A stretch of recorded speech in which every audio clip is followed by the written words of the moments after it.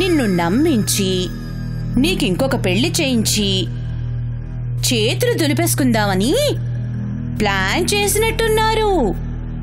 మొన్న అమలాపురంలో కృష్ణవేణికి ఒక రకంగా అన్యాయం జరిగితే నీకు ఈ రకంగా అన్యాయం జరుగుతుంది నందిని.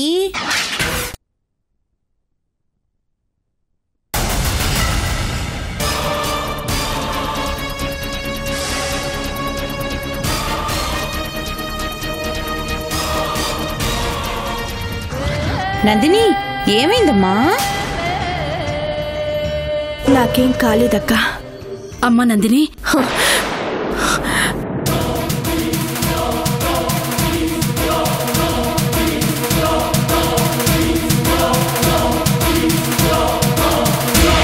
చెప్పండి అత్తయ్యా, ఈ నిప్పు లాంటి నిజాలు మీకు తెలియవా? అరకులో నీ కొడుకు బతుకున్నాడని నీకు తెలీదా?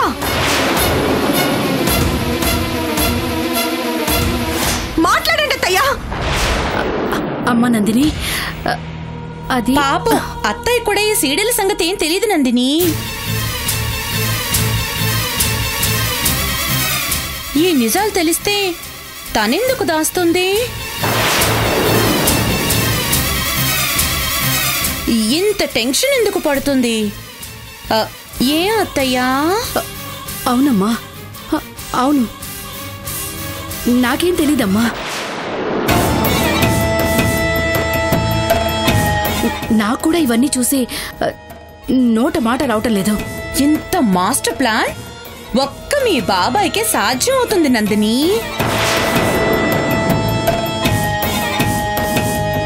నందిని, నువ్వు ఆవేశంలో ఉన్నావు. ఇందాక స్పృహ తప్పి పడిపోయావు. ఒకసారి హాస్పిటల్కి వెళ్దాం. వెళ్లాల్సింది హాస్పిటల్ కాదు, బాబాయ్ దగ్గరికి. దేవుడిచ్చిన ఈ కూతురు గొంతు కొయ్యడానికి ఆయనకి మనసు ఎలా వచ్చిందో అడగాలి. అయ్యో అత్తయ్య, ఇప్పుడు ఈ పరిస్థితుల్లో నందిని అక్కడికి వెళ్ళి ఆవేశంగా మాట్లాడితే కడుపులోని బిడ్డకి ఏమవుతుందో ఏమో. వద్దని చెప్పండి అత్తయ్యా. అక్క, నా జీవితం సర్వనాశనం అయ్యాక ఈ బిడ్డ గురించి ఏం ఆలోచించాలి? బాబా ఎందుకు ఇలా చేశాడో నాకు తెలియాలి. నందిని,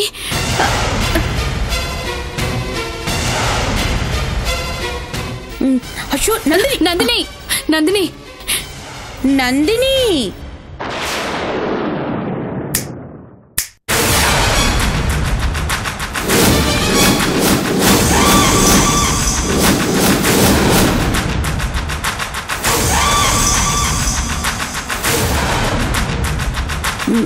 అత్తయ్యా,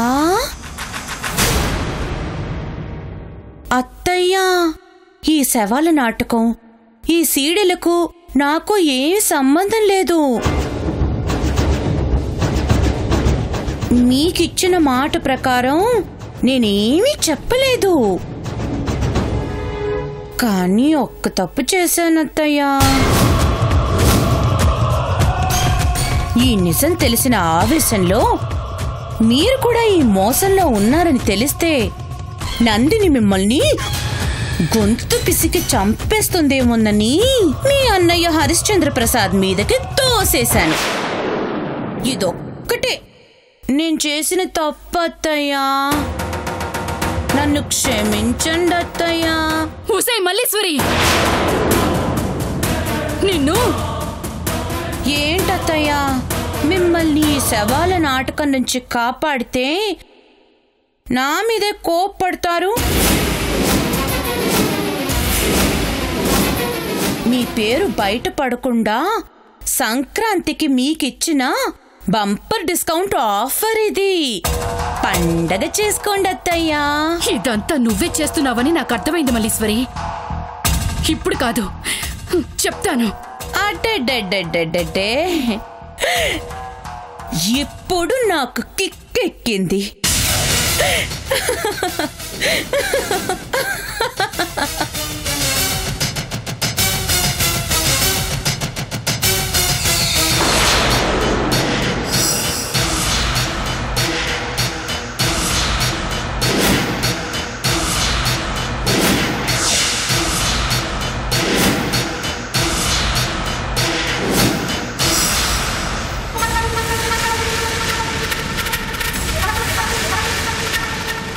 అమ్మ నందిని,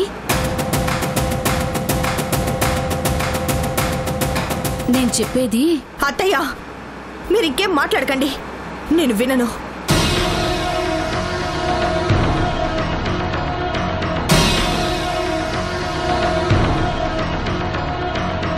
జానకి విజయులు చనిపోయారని చెప్పి నన్నింత మోసం చేస్తావా బాబాయ్?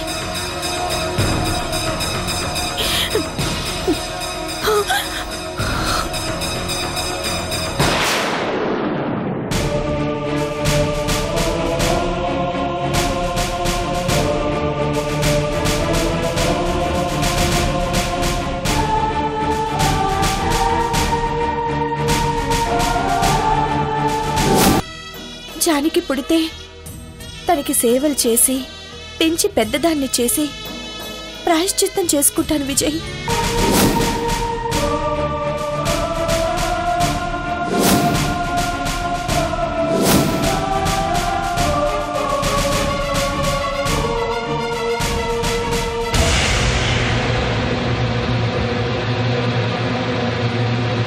నిజం చెప్తామనుకున్నా నందిని వినే పరిస్థితిలో లేదు.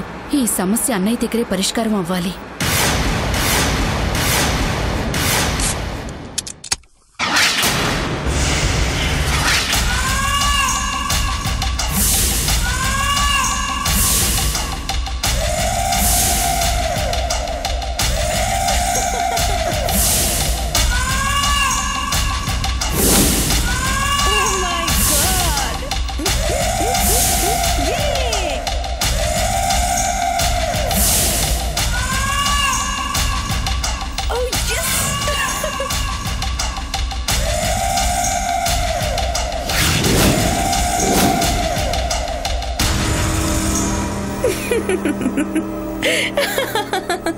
హలో మల్లేశ్వరి,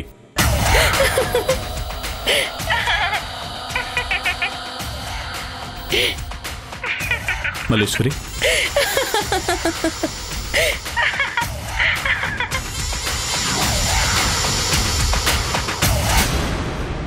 రుద్రా. మల్లేశ్వరి, నీ నవ్వు నాకు అర్థమైంది. అక్కడ హరిశ్చంద్ర ప్రసాద్ ఇంటికి నిప్పు రాజేసావు కదా? అంటుకుంది ఇప్పుడే రుద్రా, ఇంకా తగలబడలేదు. నేను పంపించిన సీడీ చూసి నందిని రియాక్షన్ ఏంటి మల్లేశ్వరి? ఆ నందిని రియాక్షన్ ఎవడికి కావాలి? దేవి, ఆ దేవి.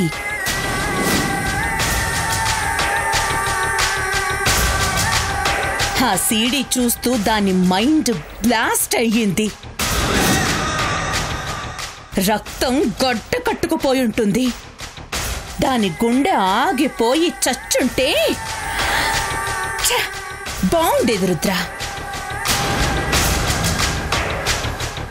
దాని శవాల నాటకానికి క్లైమాక్స్ దాని శవంతోనే మొదలయ్యేది. మీ అత్తయ్య ఒక్కసారిగా చచ్చిపోతే నీకు కిక్కే ఉంటుంది మల్లేశ్వరి.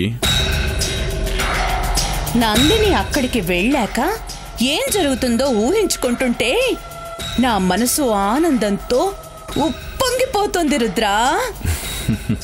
మొత్తానికి అనుకున్నది సాధించావు మల్లేశ్వరి. అప్పుడే అయిపోలేదు రుద్రా. నందిని వెళ్ళి ఆ హరిశ్చంద్ర ప్రసాద్ చొక్కా పట్టుకుని నిలదీయాలి. అది చూసిన ప్రవల్లిక దేవికి చెమట్లు పట్టాలి. నిజం చెప్పలేక, చెబితే ఏమవుతుందో తెలియక ఒంట్లో వణుకు పుట్టాలి.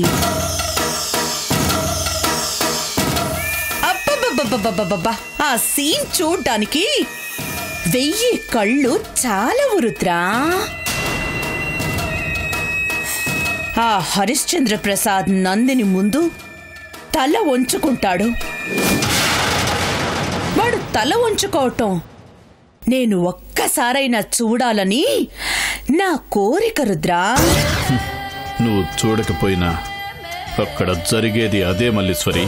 శవాల నాటకంలో నిజం తెలియటం ఫస్ట్ షో అయితే, సెకండ్ షో అరకు నుంచి జానకి విజయ్లు వచ్చాక మొదలవుతుంది. వాళ్ళు అరకు నుంచి బయలుదేరారు మల్లేశ్వరి. జానకి మా అమ్మని చంపింది, దాన్ని వదిలిపెట్టను. ఆ విజయ్ని వదిలిపెట్టను. ఎవడి కోట వాళ్ళకి ఇచ్చే తీరుతాను. మల్లేశ్వరి, అంతా నువ్వు అనుకున్నట్టుగానే జరిగింది. ఈ శుభ సందర్భంలో నీ ఆనందాన్ని షేర్ చేసుకోవడానికే కాల్ చేశాను.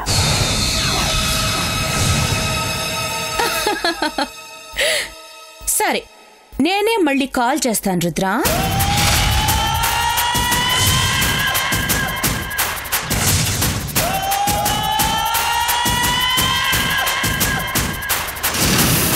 నందిని, విధిరాతంటే ఇదే. ఆ రోజు హాస్పిటల్లో నువ్వు నా ప్రేమని ఎస్ అనుంటే ఈరోజు నీ తలరాత మారేది. ఏమైనా ఆ దేవుడు చాలా గొప్పవాడు. లేకపోతే ఓ పుట్టుక, ఓ చావు, మధ్యలో ప్రేమ, పెళ్లి, సంసారం, మధ్యలో కొంచెం కారం, కొంచెం స్వీటు. ఏమైనా నందిని, కొద్ది క్షణాల్లో రాబోయే పరిణామాలు నీ జీవితాన్ని మలుపు తిప్పబోతున్నాయి. ఈ సందర్భంగా నీకు good luck and bad luck.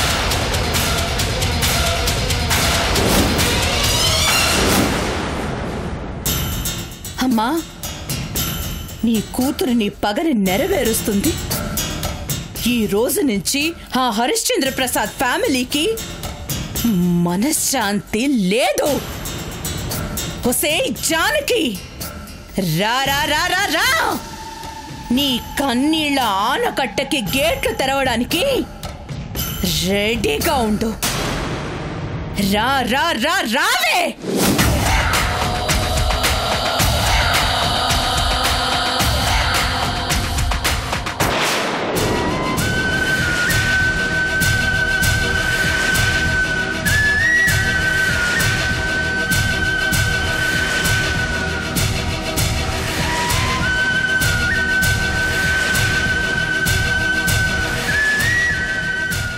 బయటకు వెళ్ళొచ్చినప్పటి నుంచి హరి ప్రవర్తనలో మార్పు వచ్చింది. తను వెళ్ళి అక్కడ జానకిని చూసుంటాడా?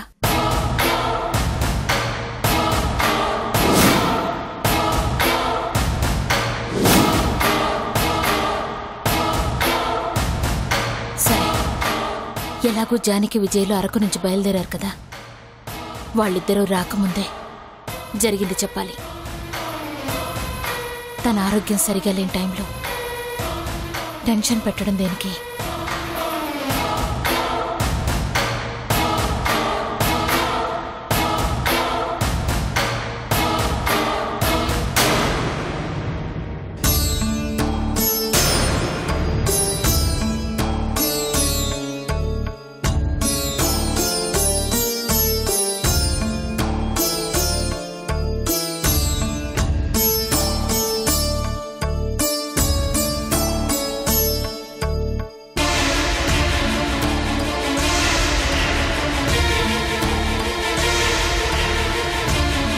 హరి,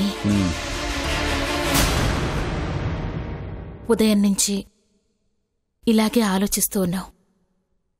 కాసేపు రూమ్లో రెస్ట్ తీసుకోవచ్చుగా? రెస్ట్ తీసుకుందాం అనుకున్నాను. ఒక విషయం గురించి చాలా సీరియస్గా ఆలోచిస్తున్నాను ప్రవళిక. దేని గురించి హరి? ఇంటికి పూజ పడితే చీపురుతో తుడిచి క్లీన్ చేసుకుంటాం. అలాగే ఒంట్లో బాగోపోతే డాక్టర్ దగ్గరికి వెళ్ళి బాధ చెప్పుకుంటాం. కానీ భార్యాభర్తల బంధం పాడైతే దాన్ని ఎలా నిలబెట్టుకోవాలని ఆలోచిస్తున్నాను ప్రవళిక.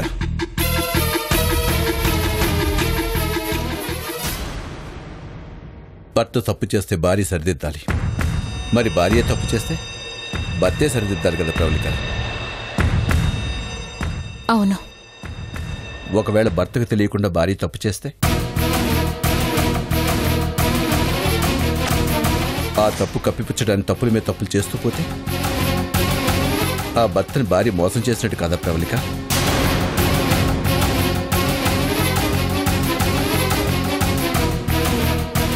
తెలియక చేస్తే తప్పు, తెలిసి చేస్తే నేరం.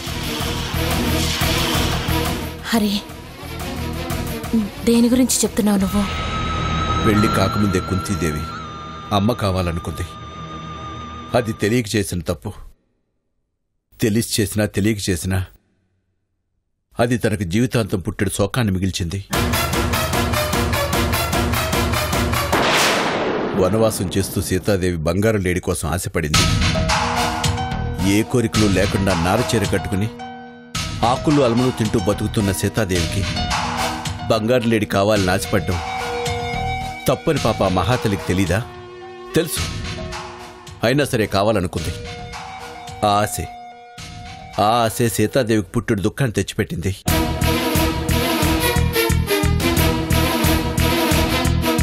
తెలిసి చేసినా తెలియక చేసినా తప్పు తప్పే. తప్పు చేసిన గొప్పవాడి జీవితాలే తలకిందులయ్యాయి. ఏం చేద్దాం హరి? ఒక్కోసారి తప్పో ఒప్పో తెలియకుండానే చేసేస్తాం. అది తప్పు అని తెలిస్తే ఎందుకు చేస్తాం? అనుకున్నవి జరగవు, అనుకోనివే జరుగుతూ ఉంటాయి. ఒక సమస్య పరిష్కారం కోసం వెళితే ఇంకో సమస్య ఎదురవుతుంది. తప్పులు చేసినప్పుడు వాటిని సరిదిద్దుకోవాలి. అవి సమస్యలే మనల్ని వెంటాడక ముందే కళ్ళు తెరుచుకోవాలి ప్రవళిక. ఆ ఆలోచన ఒక్కసారి రాకపోవచ్చు హరి. తప్పేం జరిగిందో భర్తతో చెప్పొచ్చు కదా. ఏం చేద్దామని సలహా అడగచ్చు కదా. చాలాసార్లు నీకు చెప్దామని అనుకున్నాను, కానీ ఎప్పటికప్పుడు నీకు చెప్తే ఏమవుతుందోనని భయంతోనే.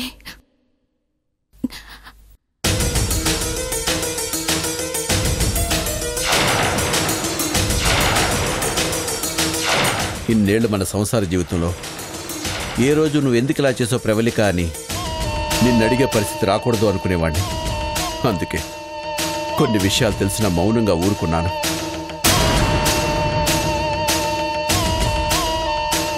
అవును ప్రవళిక, నేను అరకు వెళ్ళొచ్చాను. నాకు అన్ని విషయాలు తెలుసు.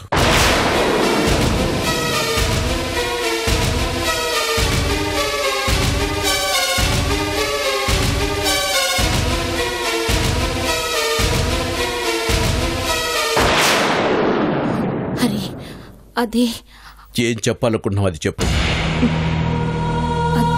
అదే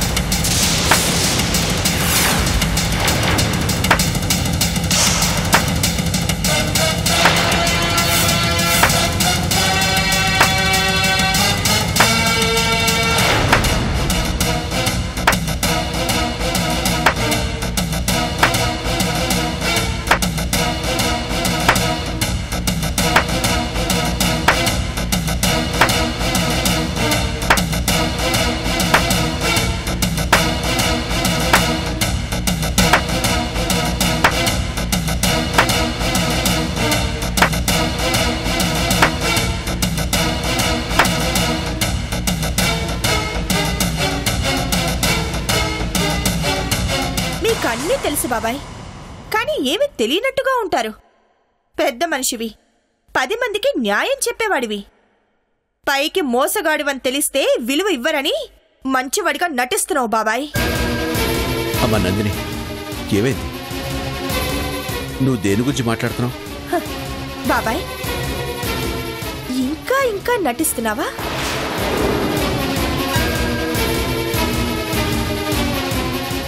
అత్తయ్య చూసావా, ఏమీ తెలియనట్టుగా బాబాయ్ ఎంత గొప్పగా నటిస్తున్నాడు.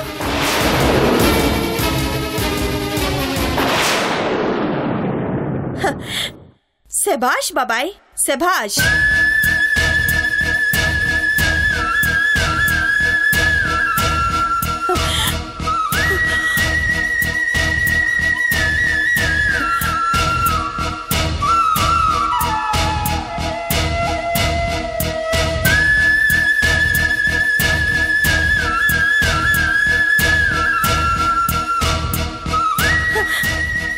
అరెరే, జానకి విజయల ఫోటోలు.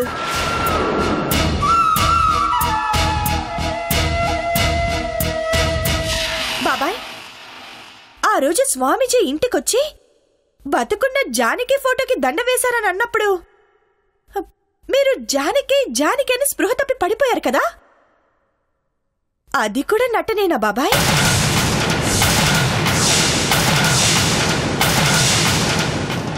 మరైతే జానకి పూర్ణాయుష్కురాలు, సగవాయుష భర్తకిచ్చిన మహాపతివ్రత శిరోమణి కదా. మరి జానకి విజయులు ఎలా చనిపోతారు? బతికే ఉంటారు కదా బాబాయ్.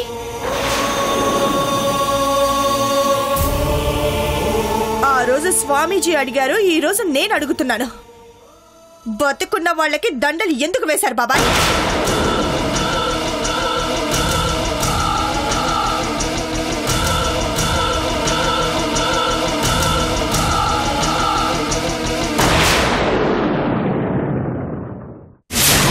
మందికి న్యాయం చెప్పే నువ్వు నాకు చేసిన అన్యాయానికి నిన్ను ఏం చెయ్యాలి? నిన్ను నిన్ను నిలువున కాల్చి చంపిన పాపం లేదు.